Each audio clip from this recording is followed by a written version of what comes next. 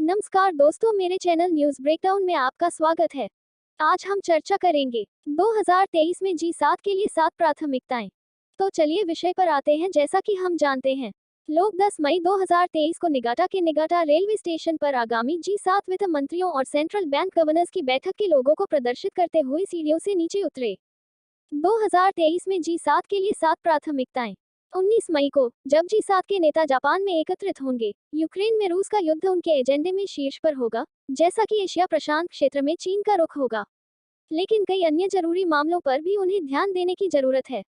नया क्या है? वैश्विक आर्थिक और राजनीतिक मामलों पर चर्चा करने के लिए वार्षिक शिखर सम्मेलन के लिए 19 से 21 मई तक ग्रुप ऑफ 7 या जी7 के नेता जापान में मिलेंगे। क्या फर्क पड़ता है? जबकि जी7 यूक्रेन में रूस के युद्ध और चीन की बढ़ती मुखरता पर ध्यान केंद्रित करेगा, शिखर सम्मेलन वैश्विक शांति और सुरक्षा के निहितार्थों के साथ आर्थिक और राजनीतिक संकटों की एक पूरी श्रृंखला को संबोधित करने का एक अवसर है, जिसमें हैती, म्यांमार, उत्तर कोरिया, पाकिस्तान और ट्यूनीशिया शामिल हैं। साथ ही पूरे अफ्रीका में क्या किया जाए? जी7 नेताओं को गरीब देशों को डिफॉल्ट से बचाने में मदद करने और संघर्ष का सामना करने वालों को सहायता देने का संकल्प लेना चाहिए। जापान में बैठक, उन्हें एशियाई संकटों पर ध्यान केंद्रित करना चाहिए, नागरिकों पर हमला करना बंद करने के लिए म्यांमार की जुंटा पर दबाव डालना और उत्तर कोरिया को अपनी परमाणु और मिसाइल गतिविधियों को वापस करने के लिए प्रोत्साहनों की योजना बनाना शुरू करना। क्या फर्क पड़ता है? जबकि जी7 यूक्रेन में रूस के युद्ध और चीन की बढ़ती मुखरता पर ध्यान केंद्रित करेगा, शिखर सम्मेलन वैश्विक शांति और सुरक्षा के निहितार्थों के साथ आर्थिक और राजनीतिक संकटों की एक पूरी श्रृंखला को संबोधित करने का एक अवसर है, जिसमें हैती, म्यांमार, उत्तर कोरिया, पाकिस्तान और ट्यूनीशिया शामिल हैं। साथ ही पूरे अफ्रीका में क्या किया जाए? जी7 नेताओं को गरीब देशों को डिफॉल्ट से बचाने में मदद करने और संघर्ष का सामना करने वालों को सहायता देने का संकल्प लेना चाहिए। जापान में बैठक, उन्हें एशियाई संकटों पर ध्यान केंद्रित करना चाहिए, नागरिकों पर हमला करना बंद करने के लिए म्यांमार की जुंटा पर दबाव डालना और उत्तर कोरिया को अपनी परमाणु और मिसाइल गतिविधियों को वापस करने के लिए प्रोत्साहनों की योजना बनाना शुरू करना। जापानी प्रधानमंत्री फुमियो किशिदा 19 से 21 मई तक हिरोशिमा में 7 औद्योगिक देशों Canada, France, Germany, Italy, Japan, United kingdom और संयुक्त राज्य अमेरिका प्लस यूरोपीय संघ या यूरोपीय संघ के समूह से अपने समकक्षों की मेजबानी करेंगे।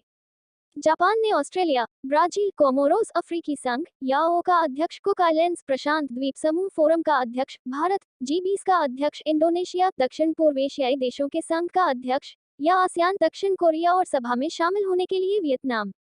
संयुक्त राष्ट्र, अंतर्राष्ट्रीय मुद्रा कोष IMF और विश्व बैंक सहित विभिन्न बहुपक्षीय निकायों के प्रमुख भी इसमें भाग लेंगे। शिखर सम्मेलन अनिवार्य रूप से 2 चुनौतियों पर ध्यान केंद्रित करेगा, यूक्रेन में रूस का युद्ध और एशिया प्रशांत क्षेत्र में चीन की तेजी से मुखर मुद्रा।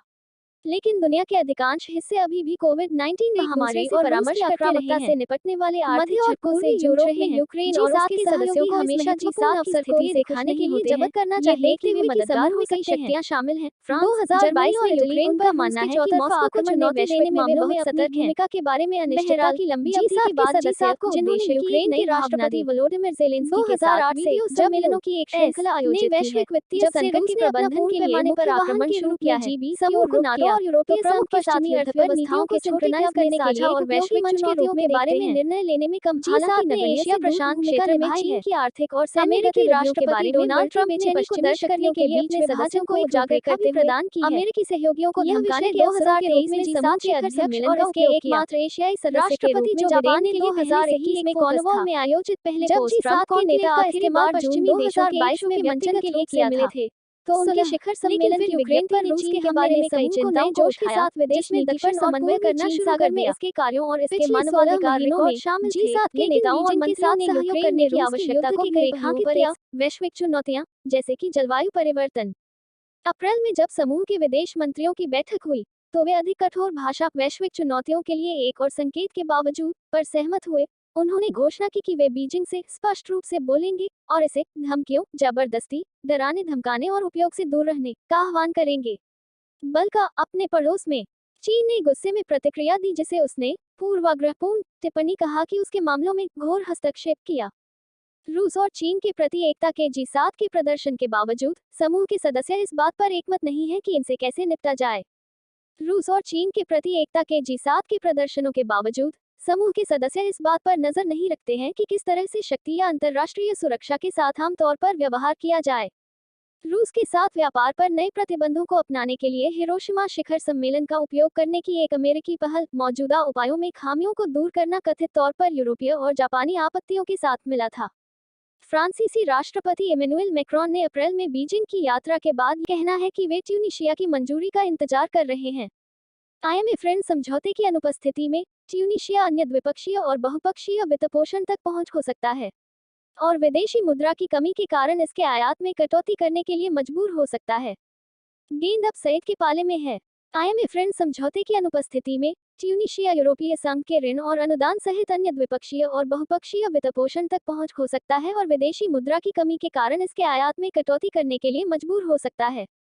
तब देश को भोजन और ईंधन की बिगड़ती कमी का सामना करना पड़ेगा और संभवतः एक बैंकिंग संकट भी होगा। अगस्त के मध्य तक एक संप्रभु ऋण डिफॉल्ट होने की उम्मीद है। 52 एक और गिरावट कृषि, निजी उद्योग और अनौपचारिक क्षेत्र में कार्यरत महिलाओं को बुरी तरह प्रभावित करेगी, जहां वे एक प्रमुख भूमिका निभाएं, यदि प्रमुख नहीं है तो भाग लें। आर्थिक तंगी का पहले से ही मतलब है कि गरीब जिलों में सेक्स वक्त तेजी से बढ़ रहा है। इस पृष्ठभूमि में G7 सदस्यों के पास ट्यूनीशिया की दुर्दशा में मदद करने के लिए सम्मोहक कारण है। G7 के विदेश मंत्रियों ने साइड से IMF के साथ अपने मतभेदों को हल करने का आग्रह किया है, लेकिन समूह के सदस्य आगे बढ़ सकते हैं। 2015 के बाद से ट्यूनिस में G7 के प्रतिनिधियों ने नियमित रूप से सुरक्षा मुद्दों पर चर्चा करने के लिए ट्यूनीशियाई समकक्षों के साथ एक तकनीकी G7 जोड़ प्रारूप आयोजित किया है। ट्यूनीशिया और IMF को सौदा करने के लिए प्रोत्साहित करने के प्रयास में G7 आर्थिक मुद्दों को शामिल करने के लिए इस प्रारूप को अपनाने के लिए अपनी संबंधित राजधानियों के बीच उच्च स्तरीय चर्चाओं के साथ मिल सकता है। G7 सदस्य एक अतिरिक्त व्यापक परामर्श तंत्र भी स्थापित कर सकते हैं, संभवतः और GCC को शामिल करते हुए ट्यूनीशिया की दुर्दशा को कम करने के लिए रणनीतियों को बेहतर ढंग से संरेखित करने के लिए, जिसमें ट्यूनिस और IMF के बीच दलाली करने की कोशिश शामिल है। इस कदम से संभावित रूप से पुशबैक का सामना करना पड़ेगा। पड़ोसी अल्जीरिया विशेष रूप से IMF के साथ ट्यूनीशिया के रुख का समर्थन करता है और यह G7 को शामिल करने पर आपत्ति कर सकता है, यह मानते हुए कि यह फंड के साथ होगा।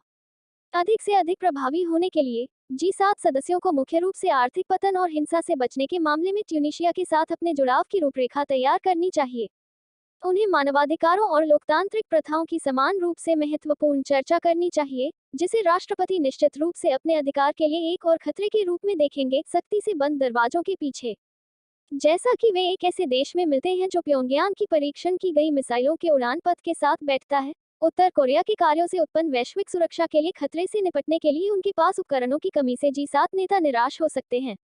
हालांकि वे दुनिया के सबसे धनी देशों का एक समूह हैं। आज तक प्योंगयांग ने G7 के विकल्पों को सीमित करते हुए आर्थिक प्रोत्साहनों के प्रति प्रतिरक्षण सिद्ध किया है। किसी भी मामले में प्रोत्साहन की सीमाएं हैं। G7 सदस्य वर्तमान में पेशकश करने के लिए तैयार हैं। जापान ने जोर देकर कहा है कि उत्तर कोरिया प्राप्त करें। निष्कर्ष, हिरोशिमा में चर्चा से G7 के नेता निस्संदेह ये घोषणा करेंगे कि वे रूसी आक्रामकता और चीनी मुखरता के खिलाफ एकजुट हैं। ये संदेश घरेलू उद्देश्यों के लिए आवश्यक हो सकता है।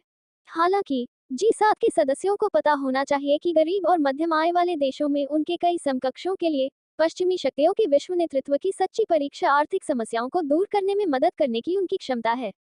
जबकि वैश्विक अर्थव्यवस्था अनिश्चित बनी हुई है, हिरोशिमा शिखर सम्मेलन G7 के लिए यह प्रदर्शित करने का एक अवसर है कि वह इन चुनौतियों से निपट सकता है और इस प्रकार आर्थिक अव्यवस्था के खतरे को कम करता है, जिससे नई आपात स्थिति उत्पन्न होती है, जो बदले में G7 के राजनयिक, मानवीय और संकट प्रबंधन क्षमताओं। So guys, for more update keep watching this channel and subscribe also.